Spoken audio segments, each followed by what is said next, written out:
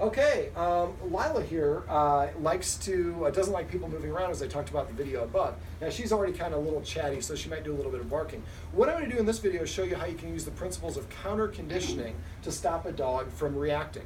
So the Guardian here has a bunch of treats. I have the soft and chewy chicken liver flavored treats. What I'm doing is they're a square like this. I take it and smash it, so now it's like a pancake. And this allows you to let the dog chew it in 3 or 4 bites. And that's the whole point, is we don't want them to get it all right away. We want them to get it in a delayed delivery. So what's going to happen is she's going to eventually, I'm going to get up and I'm going to be moving, and the Guardian is going to be holding the treat with the dog watching me as I move.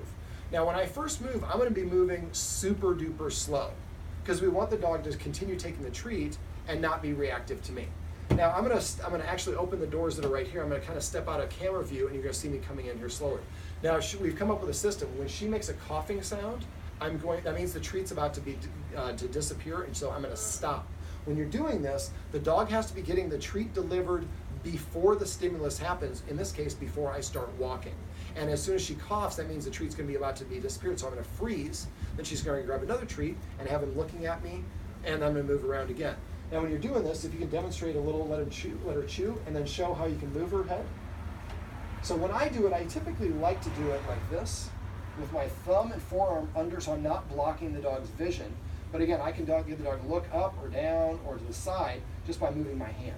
So again, you want to get her looking at me, and I'm going to start off standing over there. All right, so she's probably going to bark a little bit as I get up, or I might just do it on my knees to keep her from doing that.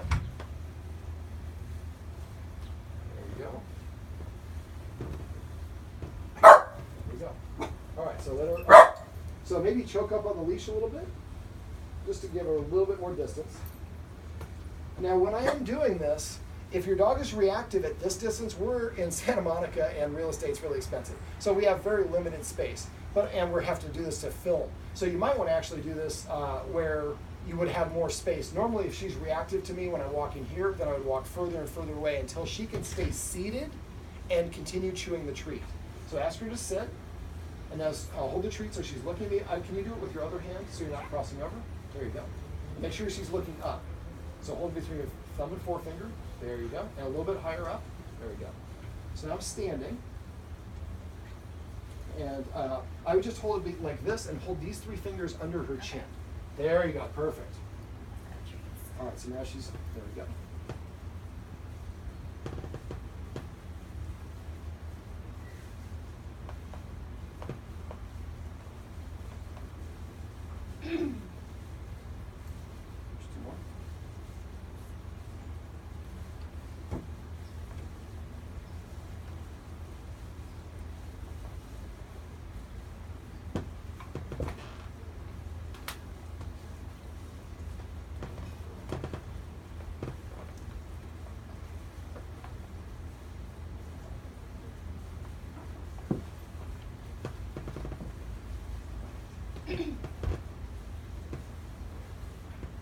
Hold on a second, give you a couple more.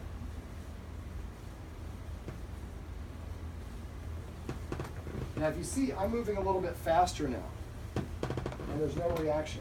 And this time when you run out, just stop.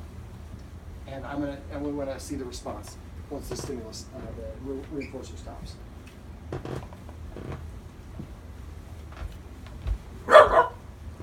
So that was an indication that that movement with me picking my feet up was too much for her.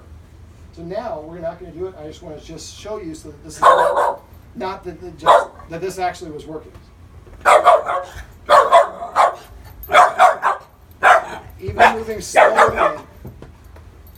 Even moving slowly, she was reactive at that point. So when we're doing counter conditioning, go, sweetheart. Yes, you're going to try to escape, aren't you? Just hold that in front of her nose.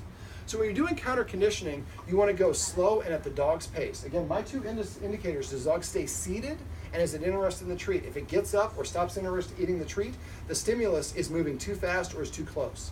So at that point, you need to move another step away, or the person walks a little bit slower. As you saw in this video, I was at first just walking normally. When I started actually raising my feet up in kind of high knees, that's when the dog started the grumble. And then when we stopped delivering the treats altogether, then just any movement whatsoever is reactive. So if you practice this with guests that come over, after a while they start to associate. When people move around the room, they're not they're not pulling a fast one, that means I'm getting more and more treats. Can I get more people to come over? So what we'd like you guys to do is to arrange to have at least 2 people to come over a week to practice this. Now, the more you practice, the faster you'll get there. But I like to put stuff that's reasonable that people can accommodate. But if you could get it going every day of the week, what you'll see is you'll be able to get the person moving faster and faster and raising their feet and moving their arms and all these other motions. And then they get closer and closer to her until they're walking right in front of her and she's just watching them go by. And then you can actually start delaying the treat delivery. Maybe they watch a couple steps and then they get the treat. But if at any point she starts barking, then we can go back to the constant delivery of the treat. All right, well, come here, sweetheart. This is Lylla. I keep wanting to say Layla. This is Lylla, and this is how you can use counter conditioning to stop a dog from reacting to something that's moving, that's a sound of something or a smell of something, just by using positive reinforcement.